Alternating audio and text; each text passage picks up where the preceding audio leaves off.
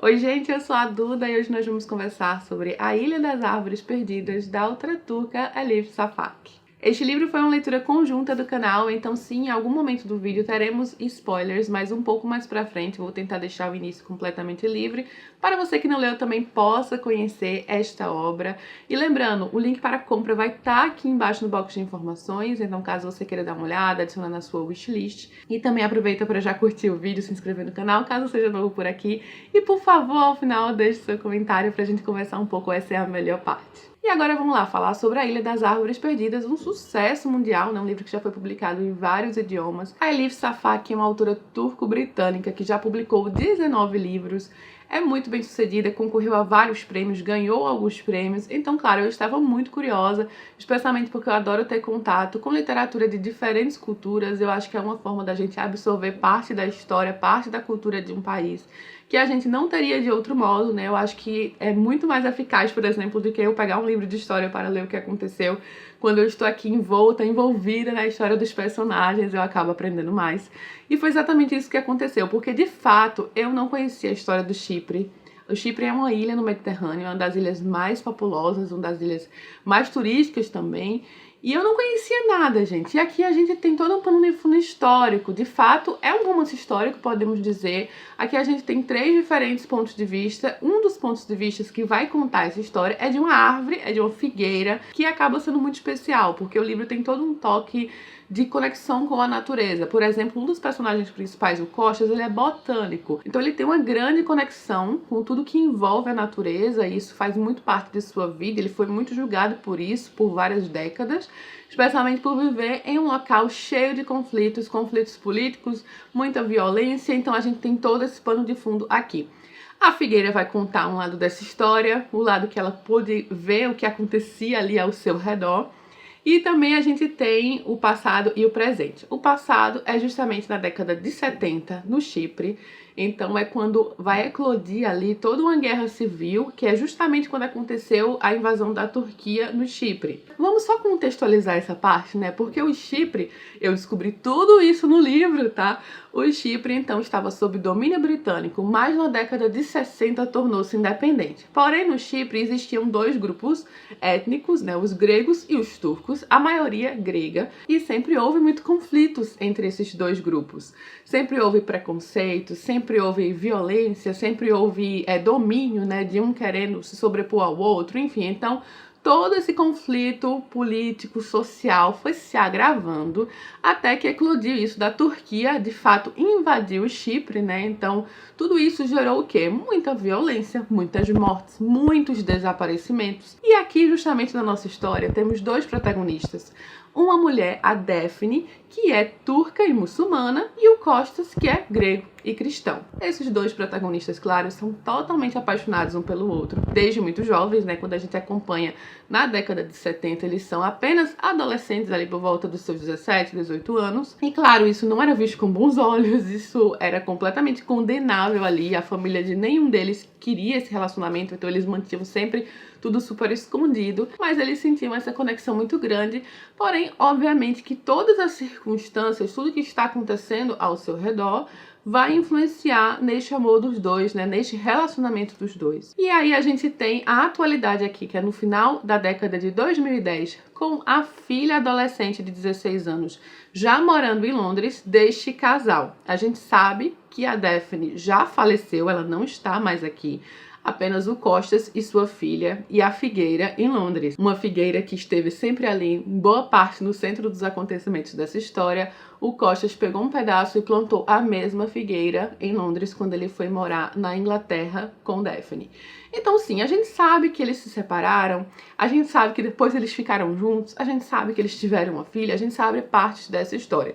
E é um livro que vai falar muito sobre esses recortes, né? Sobre como a gente nunca vai ter, como ninguém tem, um panorama super completo, né? Apenas recortes, apenas sabe algumas partes da história, alguns pontos de vista. Tem muito de polaridade aqui, tem muito de extremismo, tem muito de pessoas aparentemente comuns e amigáveis que se viram umas contra as outras, que é o que acontece no momento de guerra, especialmente guerras civis, né, que seus vizinhos tornam-se também inimigos. Isso me lembra um pouco o clima do livro Pátria, do Fernando Aramburu, que é um livro que eu gosto muito também, Então, eu gostei demais de conhecer esse pano de fundo político. A autora faz uma pesquisa abrangente. Aqui, ao final do livro, ela agradece em vários sentidos a especialistas de história, especialistas de botânica. Então, ela coloca muito aqui em sua história.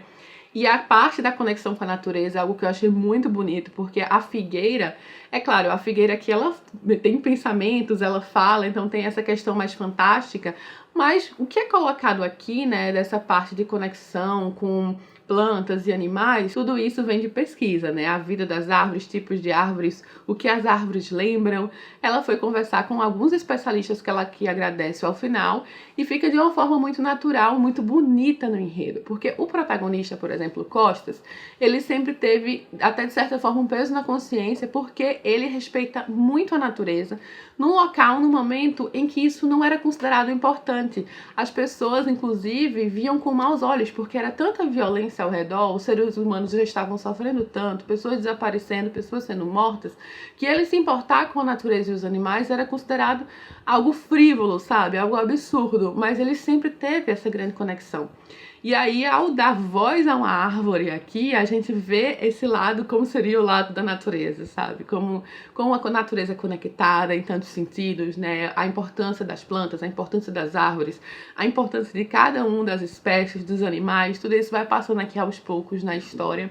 E é claro, é uma história de amor, é uma história comovente, uma história de um casal apaixonado que é separado pelas circunstâncias. De certa forma, me acalenta o fato de eu já saber que eles iam ficar juntos novamente, né? A gente já sabe porque a gente acompanha o presente, assim como o passado, mas sim, tem partes dolorosas, tem coisas que eu não esperava na história, que eu ia descobrindo junto com o personagem, né? Aqueles recortes que eu falei, que as pessoas nem sempre sabem do todo. Também tem uma história muito triste, muito linda, de dois homens em meio a esses acontecimentos lá no Chipre da década de 70, um turco e um grego, que é o Yusuf e o Yorgos, que eram apaixonados um pelo outro. Então, além de ser condenável pela sociedade ali, o fato deles serem de etnias diferentes, obviamente que era super condenável e muito mais perigoso o fato de serem dois homens gays. Era muito mais perigoso para eles. E eles têm uma taberna maravilhosa aqui, que era justamente a taberna em que a figueira ficava ali no meio. Então tem muito das cores, dos sabores, assim, e do calor humano quebrado por toda a violência, por toda a frieza de uma guerra, né, do que vem com isso. É um livro que também fala muito sobre pertencimento, raízes, a importância da gente conhecer, né, de onde a gente veio, de tudo que envolve a história de nossa família, nossos pais aqui, já que a Ada, que vive em Londres, como eu falei, a adolescente, ela tá passando por alguns problemas, né, psicológicos também. Ela perdeu a mãe e ela nunca soube muito bem a história de sua família, só partes aqui e ali, justamente como uma forma até que eles tiveram de proteção, sabe? Porque eles viam que mesmo depois de algumas décadas, ainda havia muito ressentimento sobre tudo o que aconteceu. Mas isso não foi algo exatamente que a Ada queria. Ela queria conhecer mais, então ela procura suas raízes, ela procura entender a história de seus pais. E isso vai acontecer aqui através da chegada de uma tia que ela não conhecia, ela vai ter contato pela primeira vez. Agora eu vou passar a falar mais livremente com spoilers, tá, gente? Porque, afinal de contas, a leitura é coletiva, então, pra quem já leu também, pra gente poder conversar livre. Eu achei muito interessante aqui, ao longo das décadas, por exemplo, acompanhar o trabalho que a Daphne acabou fazendo de procurar pessoas desaparecidas, desencavar ali esqueletos, ossos, para que haja algum tipo de fechamento aqui para tantas famílias. Afinal, foram tantas mortes e tantos desaparecimentos. Isso acontece um pouco mais à frente na história, né? Enfim, preferi manter nessa parte. E tudo isso é verdade, gente. A autora fez realmente uma pesquisa histórica aqui no livro. Então ela coloca muitas coisas, inclusive aquela parte da carta do hotel, que as pessoas saíram correndo ali do Chipre quando ocorreu a invasão, e o hotel depois mandou uma carta cobrando, enfim, toda pequena partezinha aqui. Que é interessante num livro ficcional, porque a gente vê muito da história real, né? A gente acaba aprendendo, absorvendo tudo isso, como eu falei, muito mais do que, pelo menos no meu caso, muito mais do que se eu fosse pegar um livro para ler a história do Chipre, sabe? Porque você está aqui com personagens, você meio que está vendo pelo ponto de vista de pessoas distintas, então você meio que se coloca na pele, né? Viver mil vidas, né? Afinal de contas, quando a gente gosta tanto de ler. Eu não cheguei a mencionar, eu acho, mas o começo do livro em si eu tava achando mais parado. Depois ele me envolveu muito mais, especialmente a parte do Chipre lá, do que a parte da Ada em si, mas é claro, tudo é conectado, tudo é importante. Eu acho até que há uma certa simbologia através da figueira, que é enterrada. Gente, eu não sabia nem que era possível enterrar árvores, mas pelo visto. Inclusive o livro ensina, né?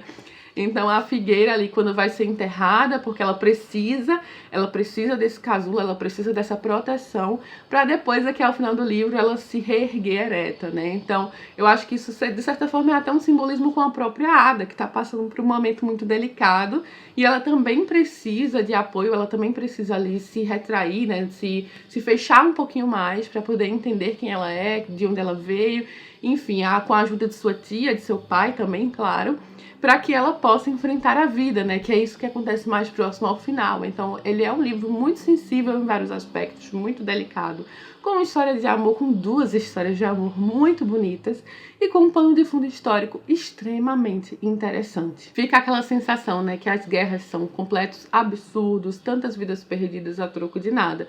E esses conflitos no Chipre continuam até hoje, né? O Chipre é dividido, então existe a parte norte ainda pela Turquia, né, dominada pela Turquia, existe a parte sul, então são coisas que até hoje têm suas consequências, e eu achei tudo realmente muito interessante de conhecer. Você já conhecia a história do Chipre um pouco mais? Eu fui olhar o mapa, fui ver exatamente onde fica.